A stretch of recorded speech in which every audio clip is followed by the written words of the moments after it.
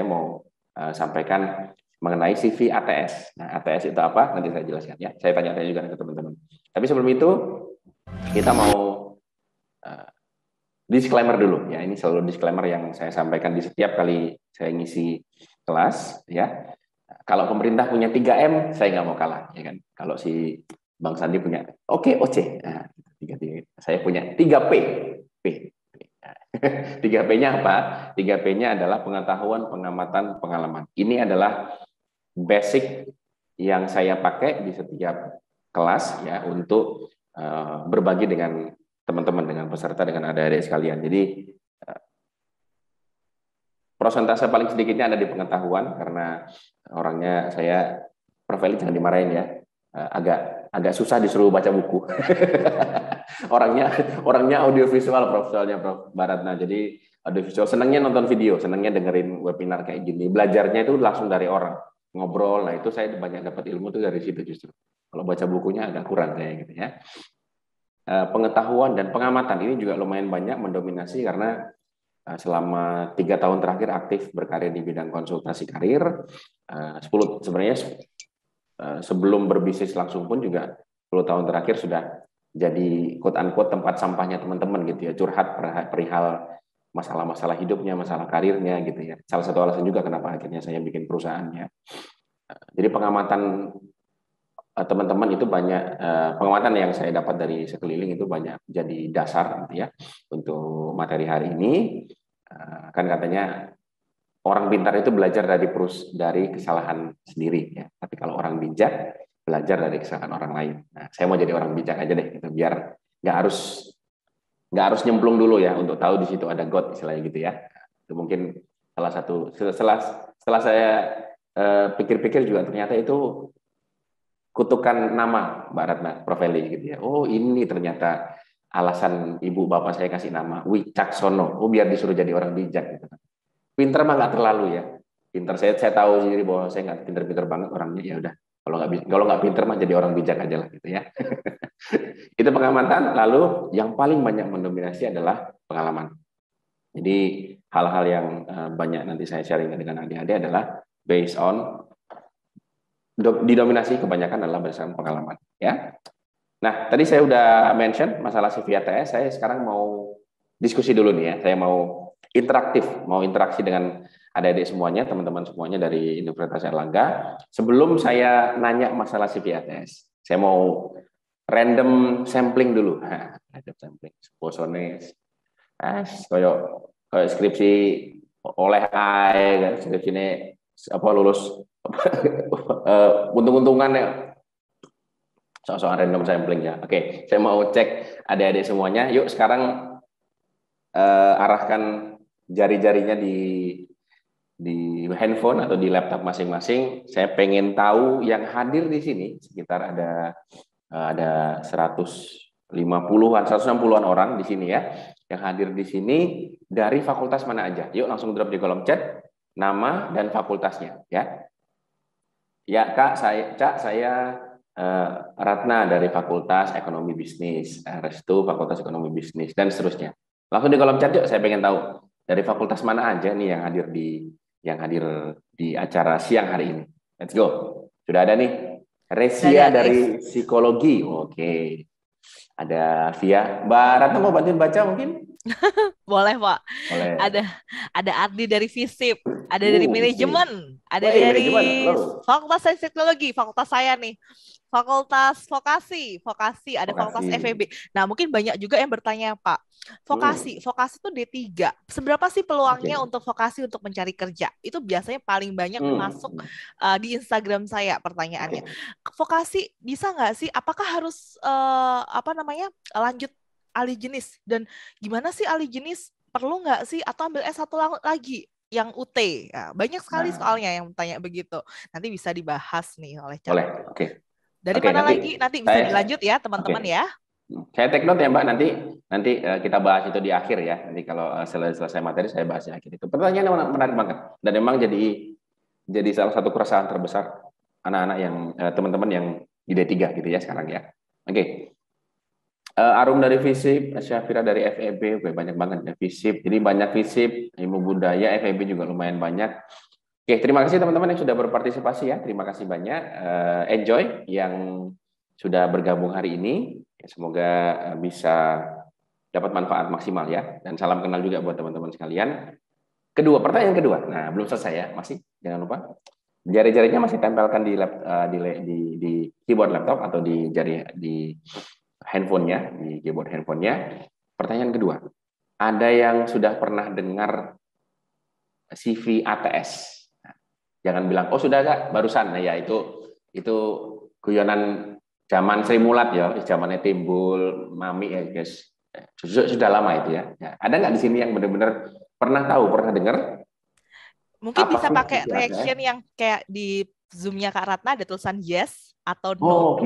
Boleh, Ya boleh, kan? boleh, boleh. Nih. Nah, Buat itu teman-teman, reaction. nah, jadi teman-teman nggak perlu nyalain kameranya teman-teman kalau misalkan teman-teman supaya tidak mengganggu koneksinya teman-teman atau kuotanya teman-teman.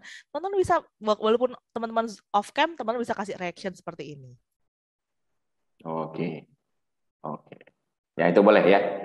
Bisa kasih reaction yuk teman-teman. Silakan. Ada yang sudah pernah dengar? Kalau sudah pernah dengar, kasih centang ya di reactionnya. Kalau emang belum pernah, kasih tanda X di reactionnya. Yuk, saya tunggu. Oh, Farah sudah pernah. Farah, saya cek lagi ini ya. Ada Nanda Mirza Aulia sudah pernah dengar. Alhamdulillah. Ada Istianingsih belum pernah dengar katanya ya. Ada beberapa yang masih abstain nih. Ayo dong ya. Dijawab ya. Jangan kayak anggota DPR kita. Abstain mulu. Tipis-tipis ya kan.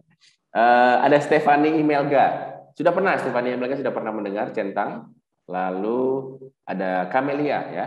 Ada Mbak Kamelia sudah pernah juga. Adlina belum pernah. Sabrina sudah pernah ya. Oke. Rima sudah pernah juga. Ada Yuli Rahmawati juga sudah pernah. Oke. Ada Brigita juga sudah pernah. Oke, baik. Terima kasih banyak ya teman-teman semuanya, adik-adik semuanya yang sudah berpartisipasi. Berarti secara umum sudah beberapa ada yang sudah tahu ya, sudah pernah mendengar, tapi yang tidak menjawab saya anggap mungkin belum tahu gitu ya. Belum tahu apa mungkin nggak dengar, saya nggak tahu juga. Tapi kita anggap aja kita asumsi belum pernah dengar. Nah, ATS itu sebenarnya adalah tren kurang lebih 2-3 tahun terakhir ya di dunia HR ya sudah mulai menggunakan ATS. Simpelnya adalah ATS itu applicant tracking system ya. Jadi adik-adik sekalian itu ketika ingin melamar gitu ya, si HR ini beberapa company sekarang itu sudah menggunakan ATS. Jadi sudah tidak menggunakan jasa manusia ya seperti saya, seperti Mbak Ratna ya, untuk menyaring CV-nya, tapi sudah menggunakan robot atau menggunakan sistem namanya ATS, Applicant Tracking System ya. Nanti seperti apa ATS-nya dan gimana cara kita bisa tembus dari si robot tersebut, sistem tersebut, nanti kita akan bahas lebih detail. Tapi sebelum itu ya, adik-adik sekalian, saya mau sampaikan juga ini disclaimer. Kalau tadi disclaimer mengenai materi, ini disclaimer mengenai CV ya. Saya perlu sampaikan, ya, ini mungkin terdengarnya agak kurang nyaman, tapi ini apa adanya, bahwa sebenarnya there is no such thing like rules of CV. Nah, terus ngapain bikin materi ini, Cak? Aneh loh. Tapi benar teman-teman ya, di dunia ini nggak ada yang namanya rules of CV. Karena apa? Karena pada dasarnya, ujung-ujungnya adalah CV itu, ini kita ngomongin non ATS ya. Kalau emang benar-benar yang dinilai adalah manusia, seobjektif apapun manusianya, pasti akan ada unsur subjektif. Jadi sebenarnya kalau misalnya ada yang menyampaikan terkait rules of CV gitu ya, itu adalah subjektivitas dari dia sendiri. Bisa jadi nanti ketika adik-adik sekalian, teman-teman sekalian menghadapi HRD yang lain, dia punya subjektivitas yang lain juga, yang belum tentu sama dengan yang saya sampaikan. So, itu the ugly truth yang perlu saya bilang ke kalian. Jadi biar nggak terlalu PHP. Takutnya nanti, waduh, katanya Cak tuh harus mentereng warnanya. Kok ini katanya si Mbak A kok enggak gitu ya? Gimana sih yang benar? Karena memang ini sifatnya subjektif. Jadi kalau mau aman, kalau mau ngelamar di Karir Care ya bener-bener plek-plekan pakai materi yang sudah saya sampaikan sekarang ini. Tapi kalau mau ngelamar di tempat lain, disaring dulu adik-adik sekalian ya. Dan itu memang intinya ilmu kan ya. Jangan ditelan mentah-mentah. Kita harus filter semua ilmunya, apakah cocok atau tidak dengan aplikasinya gitu ya, cocok dengan situasi atau tidak gitu ya. Nah, karena rules of CV yang paling pertama, yang ini saya yakin dipegang juga oleh semua HR adalah how to steal HR eyes. Itu aja ya. Bagaimana caranya CV kita itu bisa mencuri perhatian. Di balik ratusan atau bahkan mungkin ribuan CV yang masuk di HR tiap hari, yang dilihat manual ya, masih dicek satu-satu dengan mata oleh HR. Gimana caranya CV kita itu ketika pop up nongol, itu HR itu bisa berhenti dan paling tidak spend 7-10 detik untuk go through CV kita. Nah, itu adalah rumus kuncinya nanti yang akan jadi pondasi ya, jadi pondasi kita untuk melanjutkan materi-materi di slide-slide berikutnya. Ya, ini perlu jadi pemahaman dulu buat kita semua. We have to in the same page kalau bahasanya di kerjaan ya, biar frekuensinya kita sama dulu nih ya. Ini prinsip utamanya itu, bikin CV, gimana caranya CV-nya itu bisa menarik perhatian HR tersebut ya, bukan HR pada umumnya tapi HR tersebut. Makanya saya bilang tadi CV ini sifatnya sangat-sangat subjektif ya, sangat-sangat subjektif dan sangat-sangat bisa berbeda 360 derajat. Putar lagi ya, 180 derajat ya. 180 derajat teorinya ketika saya sampaikan atau disampaikan dengan orang lain juga ya. Itu dipegang ya, teman-teman ya. Nah, kita lanjut ke ATS ya. ATS itu tadi saya sudah sampaikan ya, Applicant Tracking System. Ini mengikuti standar dari format ATS. Jadi satu perusahaan sudah install sistem tersebut dan nanti semua CV yang masuk ke email mereka ya, ke email lamaran mereka itu secara otomatis nanti akan disaring, akan difilter oleh sistemnya ya, tanpa dilihat oleh HR-nya lagi. Jadi misalnya ada 1000 CV yang masuk, itu si ATS-nya akan memfilter CV-CV yang memang sesuai dengan requirement, sesuai dengan keyword dan lain-lain. Yang ujung-ujungnya nanti hanya akan ada mungkin 100 atau 200 CV ya, tergantung dari kecocokan tentunya, yang nanti akan lolos untuk dipanggil ke sesi berikutnya, bisa psikotes atau bisa interview juga ya. Itu prinsipnya ATS, Applicant Tracking System. Jadi kalau ada yang belum tahu. Nah, apa-apa saja sih yang dinilai teman-teman sekalian standar CV ATS ya. Ini ada beberapa standar yang kita perlu pahami bareng-bareng. Nah, kalau ini sifatnya saklek. Nah, kalau tadi kan kita ngomongin template, kita ngomongin do's and don'ts itu memang subjektif, tapi kalau kita ngomongin ATS, ini hampir saya bisa pastikan 90-95% ini sama di semua orang yang sharing mengenai CV, karena ATS ini kan sistem ya, sistem itu, dan sekarang yang bermain di yang support sistem atau software untuk ATS ini juga memang masih belum banyak. Jadi pada dasarnya algoritma yang dipakai juga kurang lebih sama. Jadi 6 poin yang adik-adik sedang lihat di layar ini bisa digunakan sebagai acuan ya. Yang pertama adalah jenis filenya. Jangan sampai filenya selain PDF atau Word.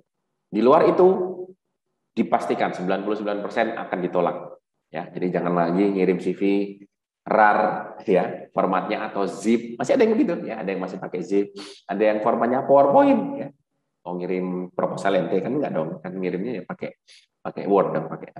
Saya sarankan agar tidak mudah untuk di-copy atau disalahgunakan, saya strongly suggest pakai PDF ya. Aman secara data karena tidak mudah di copy paste, kalaupun di convert pun juga kan modal lah paling enggak ya.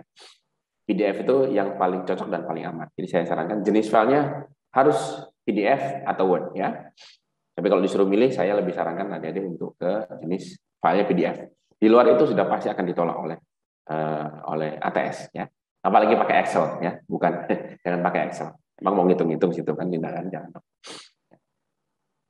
Khusus ATS ya. Hindari template desain yang mencolok. Nah, ini agak bertentangan nanti dengan materi do's and don'ts yang nanti akan saya sampaikan ya. Karena kita nanti pada ujungnya nanti adik-adik semuanya harus pisahkan. Kita ini mau ngirim ke personal Atau memang kita out of nowhere kita tahu lowongan dari LinkedIn misalnya gitu, atau kita tahu lowongan dari Instagram ya, tiba-tiba nongol di feed kita atau iklannya di stories kita, atau tahu dari orang ya, tahu dari flyer, tahu dari majalah, mungkin kalau ada yang masih baca majalah sekarang ya, terus mau ngirim ya, saya sarankan jenis kiriman CV seperti itu pakai format ATS. Kenapa? Karena kita nggak pernah tahu si company itu pakai ATS apa enggak. Sepakat ya? Kita bisa menebak sebenarnya, kita bisa menebak. Oh, ini company besar nih, udah TBK gitu ya, atau udah korporasi gede, sudah masuk Fortune 500, most likely dia akan pakai ATS. Boleh, silakan. Tapi kalau mau aman, pukul rata aja. Kalau nggak mau repotnya. Pokoknya kalau kita dapatnya, kita nggak kenal langsung si HRD-nya, ya. Kita dapatnya dari jalur umum, bukan jalur khusus gitu ya, jalur umum. Saya sarankan pakai format ATS, dan kalau pakai format ATS, akhirnya hindari desain template-template yang mencolok. Artinya teman-teman nggak usah pakai template yang ada di Canva kalau ini. Desainnya simple aja. Nanti saya kasih contoh ya, salah satu contoh gimana template CV yang ATS friendly. Nah, gitulah ya, bisa dibilang seperti itu. Ya, jadi prinsip kedua adalah hindari template desain yang mencolok. Prinsip ketiga, algoritma ketiga adalah gunakan format tulisan yang formal. Jadi ada 3 tulisan yang sering banget dipakai, ini teman-teman bisa langsung gunakan salah satunya aja ya. Bisa Arial, bisa Helvetica, atau TMR, Times New Roman ya. Yang paling sering kan kita gunakan Arial dan Times New Roman ya. New apa New ya? Times New Roman kayaknya ya. New Roman. Times New Roman. Ini kan juga sudah jadi baku ketika kita mau nulis skripsi kan, ada di kemarin nulis skripsi kan pakai, kalau dulu apa ya? Dulu tuh Arial ya. Arial ya Mbak Ratna ya. Lupa, udah lama banget. Zaman saya Times New Roman, Pak. Oh, Times New Roman ya. Oke, berarti. Zaman saya berarti sama lah ya kan, kita seumurannya. Saya lulusan 2017, Pak. Sok-sok muda, Mbak, sok-sok muda saya kan, biar ketularan muda ya. Enggak, Cak tuh ini awet muda kok, teman-teman. Kenapa awet muda? Karena rutin banget sharing bareng teman-teman mahasiswa yang usianya Itu. juga millennials. Teman-teman bisa cek di Instagramnya, sering banget ngadain live Instagram juga. Jadi itu cheatingnya ya. Saya menyerap sari-sari kemudaan kalian. Nah, kalian yang jadi tua ya. Hati-hati ya. Habis ini pada tua, habis ini kalian.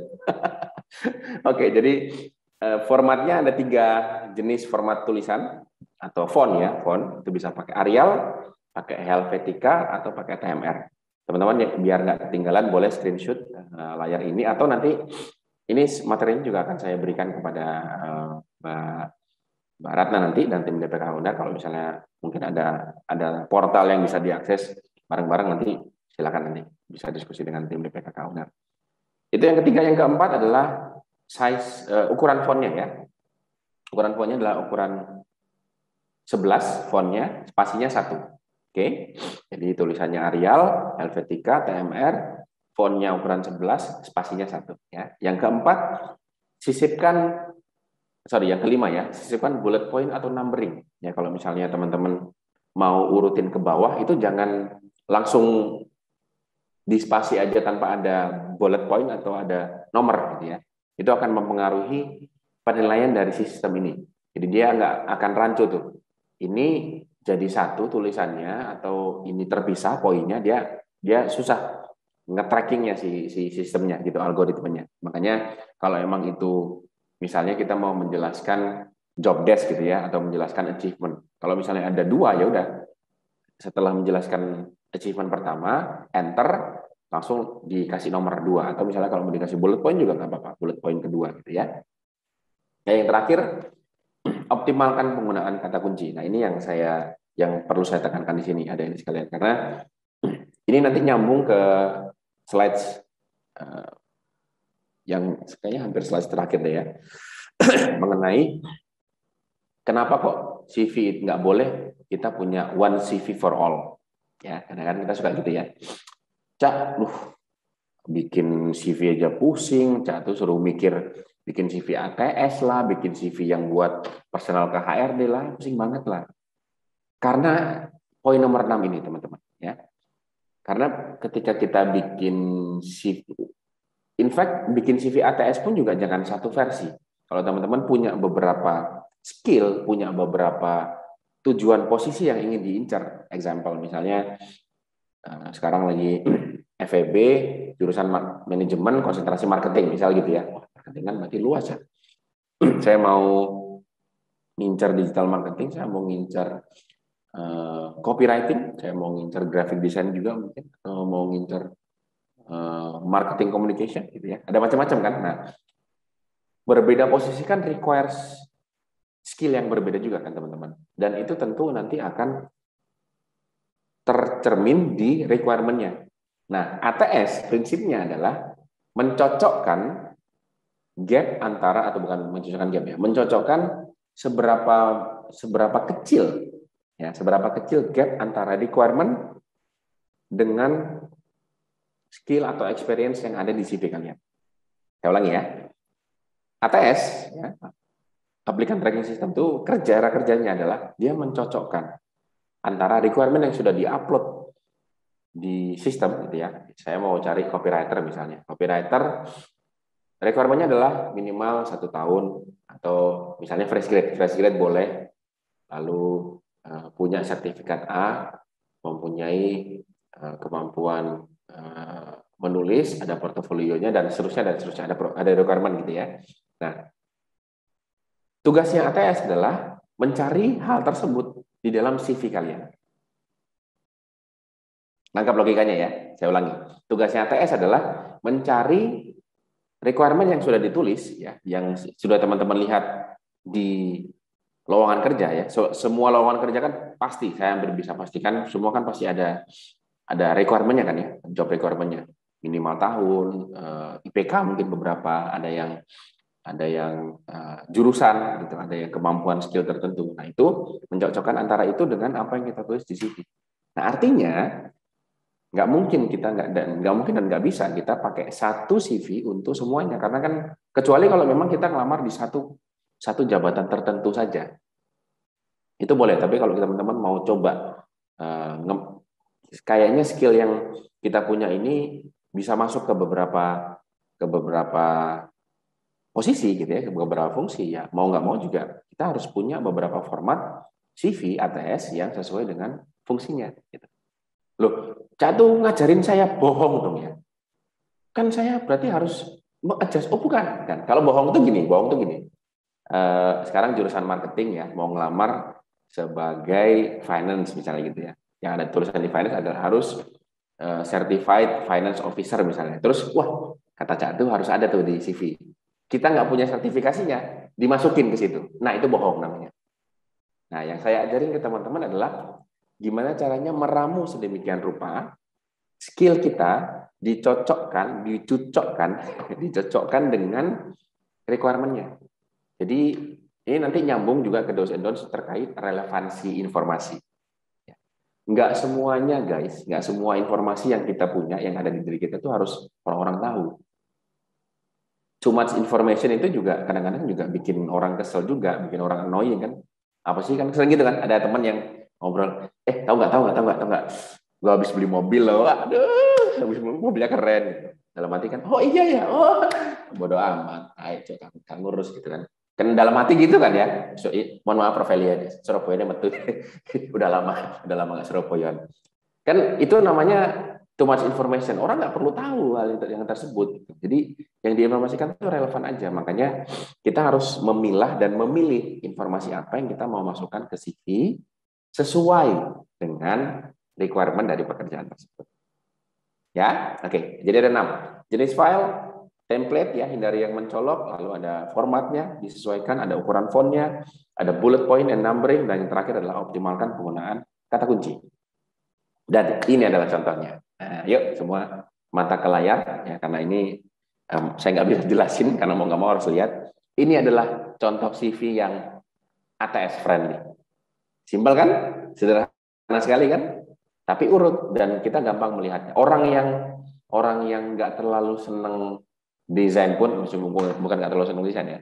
Orang yang melihat orang ataupun sistem melihat ini pun juga masih fine gitu ya, karena urut, informasinya semua ada, relevan, ada namanya, ada kota di situ, ada nomor telepon, ada informasi pribadi, ya. Ada juga singkat ya, kalau teman-teman perhatikan ini brief LinkedIn, style headline, jadi di bawah nama itu saya selalu sarankan untuk dicantumkan brief singkatnya, atau kalau bahasa sekarang kerennya personal brandingnya apa, ya, misalnya. Mbak Ratna misalnya gitu, Mbak Ratna dia adalah public speaking enthusiast misalnya gitu ya. Nah, itu bisa dicantumkan di CV-nya gitu. Ya. Headline ini kalau di LinkedIn namanya headline. Headline itu sangat-sangat menyesuaikan dengan posisi yang nanti akan kita incar. Kalau misalnya kalau saya dulu kalau di logistik, ya saya tulis Restu Bagus Wicaksono, di bawahnya adalah logistik professionals. Gitu. Jadi sesuai dengan pengalaman tentunya gitu ya. Saran saya jangan over promise ya, tapi nanti under deliver. Akan ada yang biar keren tuh, wah, public speaking expert, nah, disuruh ngomong gitu misalnya kan. Terus ada yang bilang, oh marketing expert, biar keren, biar di wah ini keren ya pastinya. Tapi ketika ditanya digital marketing apa yang ada aspek-aspeknya apa aja nggak bisa jawab gitu. Nah itu jangan sampai seperti itu ya, jadi ya. Jadi kalau memang punya pengalaman, cantumkan professionals atau experience, pakai D ya, experience gitu di belakang. Atau kalau memang masih fresh grade, saran saya bisa pakai enthusiast gitu ya. Kalau atau kecuali teman-teman sudah punya pengalaman magang, sudah punya pengalaman organisasi yang bisa dijustifikasi pengalaman tersebut, klaim tersebut, boleh banget. Intinya apapun yang teman-teman tulis di sini harus bisa dipertanggungjawabkan. Ya, oke. Itu headline, lalu ada top skill di atasnya. Kalau memang ini kalau fresh grade, saya sarankan ini dibalik ya. Jadi education-nya bisa di atas, top skills-nya bisa di bawah. Ya, kalau fresh grade karena memang praktis memang belum banyak exposure terkait skills-nya, terkait sertifikasi juga. Jadi saya sarankan education dulu, baru nanti kalau misalnya ada work experience bisa ditaruh di situ. Work experience itu bisa nggak cuma pengalaman kerja yang real aja, tapi pengalaman magang ya teman-teman sekalian ya, pengalaman magang. Atau kalau yang dulu kuliah sering organisasi, kayak saya juga sering organisasi, itu bisa dicantumkan pengalaman organisasinya di sini ya. Working experience, organization experience, education, top skills. That's it, cukup. Kalau mau tambahkan lagi, teman-teman bisa pakai referensi juga boleh banget. Nah, ada job title, dan di sini yang saya sampaikan tadi, yang dibilang di prinsip nomor 6 tadi terkait key point atau kata kunci ya, yang benar. Keyword itu adalah yang di sini, yang menjelaskan job desk-nya ya, yang menjelaskan job desk-nya ini yang kita harus benar-benar sesuaikan dengan requirement-nya. Teman-teman bisa pakai kalimat beruntun seperti ini, atau bisa juga pakai format yang bullet point ya. Gampang ya, sederhana ya. Plain aja, hitam putih, biasa. Teman-teman, oh Cak, kok nggak ada fotonya? Mau kasih foto boleh, nggak kasih foto juga boleh. Kalau ATS ya, ATS memang nggak terlalu mementingkan format. Ya, ATS itu kesesuaian antara requirement-nya dengan CV-nya, dengan apa yang kita punya, gitu ya. Kecuali untuk beberapa posisi, contoh misalnya sales ya. Kalau sales itu memang ada beberapa requirement terkait penampilan. Saya nggak ngomong ganteng atau cantik ya, jangan terus bilang oh Cak tuh body shaming gitu ya, atau face shaming, bukan. Penampilan menarik itu jangan diartikan harus cantik, harus ganteng, bukan. Penampilan menarik itu adalah pembawaan kita ya, grooming ya. Bersih, rapi itu maksudnya adalah penampilan menarik, nggak harus ganteng ya. Nggak harus ganteng, nggak harus cantik. Oke, ini contoh CV ATS ya, adik-adik sekalian, teman-teman sekalian. Nah, gimana caranya? Kalau teman-teman habis ini sudah langsung bikin ya, saya sarankan habis ini, setelah ini langsung praktek, langsung bikin. Setelah itu bagaimana caranya tahu bahwa CV yang sudah kita bikin itu sudah ATS friendly atau belum? Nah, ini ada dua website yang saya bisa kasih referensi ke teman-teman sekalian, bisa dicatat aja, kalau mau di screenshot juga boleh ya. Ada monkeylearn.com/wordcloud/result ya. Saya ulangi lagi, ada monkeylearn.com/wordcloud/result. Ini untuk mengecek apakah keyword kita sudah sesuai dengan requirement ya. Jadi nanti teman-teman nanti biasanya akan masuk upload di situ requirement-nya, nanti biasanya akan dikasih referensi apa aja keyword yang harus digunakan di dalam CV-nya. Gitu ya. Oke. Bisa menggunakan monkeylearn.com, lalu kalau mau ngecek kalau sudah jadi CV-nya, ya kalau sudah jadi CV-nya mau dicek apakah sudah ATS friendly atau enggak gitu ya, bisa lolos apa enggak. Kalau kita kirimkan via sistem, itu dicek aja di resume worded. resumeworded.com/resume-scanner. Oke. Resume worded pakai det ya, ed di belakang .com/resume/scanner ya. Oke, ini selain teman-teman boleh screenshot ini kalau misalnya ada yang sekarang lagi mendengarkan, atau mungkin nanti Mbak Ratna sambil atau Mbak Lina bisa bantu ditaruh di kolom chat juga boleh, bebas. Teman-teman mau screenshot juga bisa lebih oke ya. Mau diketik dulu Mbak Ratna? Ya, oke. Saya tunggu ya. Oke. Sambil Mbak Ratna ngetik, nanti teman-teman bisa cek di kolom chat juga nanti keywordnya gitu ya. Jadi ini adalah prinsip-prinsip ya yang teman-teman bisa gunakan secara umum untuk membuat CV yang ATS friendly ya, karena sekarang nggak cukup ya teman-teman, nggak cukup punya satu CV aja, nggak cukup punya 2 CV aja bahkan yang ATS dan non ATS ya istilahnya, tapi ATS-nya pun juga kita harus justify, harus adjust sesuai dengan requirement, sesuai dengan posisi yang nanti akan kita lamar ya. Ya, karena tadi ini mungkin sedikit nyambung dengan pertanyaan Mbak Ratna terkait D3 gitu. Sebenarnya ini tidak hanya dialami oleh teman-teman D3 juga gitu, tapi S1 pun bahkan juga sekarang relatively gitu ya lumayan sulit, karena dulu cari kerja itu sudah sulit. Sekarang makin challenging ya, makin sulit karena satu peluangnya sudah sangat selektif. Artinya hanya orang-orang yang punya skill tertentu saja yang memang punya kesempatan. Yang kedua, secara potensi, secara market juga menurun 2 tahun terakhir imbas dari pandemi ya. Nah, adik-adik teman-teman sekalian yang lulus jalur COVID ya, yang wisuda jalur COVID ini memang tantangannya sangat luar biasa. Saya tahu ini berat banget gitu ya. Tapi saya sih yakin selalu ada blessing in disguise ya. Ketika itu yang saya selalu percaya, makanya saya nggak pernah seburuk apapun masalah atau apa ya kejadian gitu ya, atau musibah yang sedang menimpa hidup saya selalu yakin selalu ada blessing in disguise, selalu ada opportunity di setiap selalu ada potensi ya gitu ya di setiap musibah yang terjadi gitu.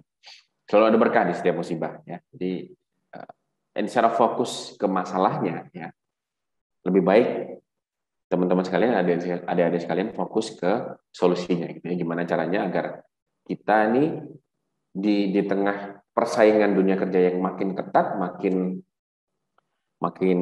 selektif sekarang untuk mencari kandidatnya, kita bisa stand out gitu ya. Kita bisa terlihat oleh orang-orang yang salah satunya adalah melalui CV yang memang sudah kita rancang dengan baik gitu ya, dengan baik dan dengan tepat ya CV-nya. Itu salah satu kuncinya. Oke, sudah di drop mungkin Mbak Ratna ya di chat ya, sudah ya? Sudah. Sip, thank you, makasih banyak. CV pun juga ada skornya ya kalau untuk ATS. Betul. Nah, ini teman-teman pasti penasaran nih, Cak tuh nanti bisa dijawab di Q&A. Betul. Kenapa sih pentingnya skor CV itu perlu dilihat atau direview? Ya. Tapi sebelum itu kita saksikan dulu apa yang harus dimasukkan dan tidak dimasukkan dalam CV dan juga resume. Yes. Apa bedanya CV dan resume? Oke, siap. Oke, tadi kita sudah ngomongin ATS friendly ya, CV yang ATS friendly. Kalau tadi itu sifatnya strict, saklek lah bahasanya kalau bahasa Jawanya. Nah, kalau yang ini yang tadi yang saya bilang sifatnya lebih subjektif ya. Jadi saya sangat sarankan, strongly recommend teman-teman Jangan ditelan mentah-mentah informasi ini. Ini karena based on my own experience dan pengamatan. Ada beberapa part yang mungkin relevan, mungkin benar, tapi ada beberapa juga yang teman-teman harus challenge dan harus cari tahu sendiri kebenarannya. Ya, itu saya kasih PR buat anak-anak muda UNER ya, adik-adik sekalian. Anak muda itu harus seperti itu, jiwa mandirinya, terutama Surabaya ya. Surabaya itu kutu kutu rosok kalau kata Mbak. Kutu bonek mungkin. Kudu bonek, betul ya. Nah, bonek itu kan khasnya kan pokoknya jajal sih kan. Nah teman-teman harus gitu juga ya, harus punya itu karena kebanyakan orang sekarang itu kebanyakan mikir ya. Iya nggak sih? Bener nggak sih? Kalau gini ya kebanyakan kalau ya. Nah, bonek kan gas sih ya pokoknya tabrak sih. Nah gitu. Itu ya memang kadang-kadang nggak bisa kita terapkan sepenuhnya, tapi kalau kita bisa secara umum hidup kita bisa seperti itu ya, mulai aja dulu, coba aja dulu. Saya yakin banget masa depannya atau nasibnya akan jauh lebih cerah dibandingkan orang yang kebanyakan mikir tapi nggak gerak-gerak ya. Makanya saya selalu semangat kalau sharing ke area Surabaya, terutama kalau kembali ke kampus ya. Oke, do's and don't saat membuat CV dan resume teman-teman. Yang pertama adalah tadi saya sudah sampaikan, ini mengulang kembali aja ya. Put on relevance info ya, tadi makanya saya sampaikan kenapa tadi saya sarankan adik-adik punya CV yang adjustable yang memang sesuai dengan fungsinya, karena kalau kita tuliskan semua pengalaman kita, semua skill kita, semua informasi kita gitu ya, itu ya 2 lembar 3 lembar pun mungkin nggak akan cukup gitu ya. Yang perlu kita tuliskan adalah relevan info aja. Kalau emang mau ngelamar ke posisi digital marketing misalnya, digital marketing misalnya, itu tuliskan aja skill-skill yang memang berkaitan dengan digital marketing. Nggak perlu dituliskan skill-skill yang terkait dengan sales misalnya ya. Kurang relevan info. Nggak perlu, kalau misalnya education ya, education itu ada yang mau nulis SMA boleh, kalau misalnya takutnya, oh Pak Cak, saya SMA-nya favorit loh, gitu, boleh nggak tulis? Boleh. Kalau sudah lulus kuliah, kalau pendidikan terakhirnya S1 boleh, silakan, saya persilakan. Tapi kalau sudah S2, saya tidak menyarankan. Jadi kalau sudah S2, yang ditulis adalah S1 dan S2-nya. Jadi paling tidak 2 pendidikan terakhirnya, gitu ya. SMA masih oke kalau di pendidikan. Nah kalau di pengalaman organisasi, ya pengalaman organisasi itu tuliskan yang relevan aja, BEM misalnya, terus kalau misalnya ikut hima, kalau misalnya ikut himpunan yang kalau UKM, nah saya lupa bahasanya UKM ya, mau ikut UKM, ada bagian di pengurusan UKM itu juga boleh banget, karena itu kan sifatnya hobi. Nah hal-hal yang sifatnya tidak berhubungan tuh nggak usah. Contohnya Karang Taruna di kampung, panitia 17 Agustus gitu ya, atau jadi MC sunatan massal padahal ngelamarnya di dalam marketing, kan itu tidak ada hubungannya dong ya gitu. Walaupun itu memang sesuatu ya, tapi kan tidak relevan dengan yang mau kita lamar. Jadi nggak perlu. Kadang-kadang kita tuh mau show off banget gitu. Gue udah pernah A B C D loh, ini gue keren loh gitu. Tapi sebenarnya nggak relevan informasinya, dan itu juga nggak akan dilihat oleh orang. Gitu. Jadi kalau mau tulis informasi yang relevan, kalau yang di kolom khusus yang di kolom informasi personal ya, informasi personal itu saya sarankan teman-teman jangan menuliskan hal-hal yang personal sedetail mungkin. Contoh, kalau teman-teman sudah nulis nomor telepon, sudah nulis email, alamatnya nggak usah detail. Ya, alamatnya cukup tulis domisili aja. Contoh misalnya alamatnya Kedung Taruan, Surabaya, Jatim. That's it, cukup. Nggak usah yang sedetail mungkin Jalan Anu, Jalan Erlangga 2, Gubeng Erlangga 3, nggak perlu.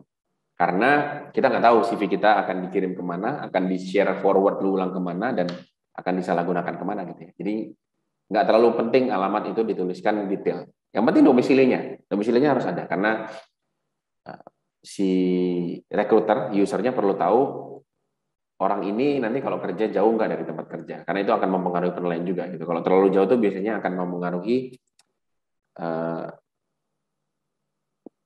terlambat kerja atau tidak gitu ya. Terus motivasi kerjanya biasanya kalau yang terlalu jauh dari rumah, kalaupun diterima itu ya yes, yang penting ada. Habis itu biasanya nyari-nyari yang dekat rumah kan, misalnya gitu kan. Nah, makanya domisili penting, tapi nggak usah detail alamatnya. Nomor telepon, alamat email, kalau mau dituliskan medsos juga boleh, tapi medsos yang memang teman-teman aktif ya. Nah, kalau Instagramnya aktif tapi sering posting-posting hal yang tidak berhubungan dengan bukan pekerjaan ya, tapi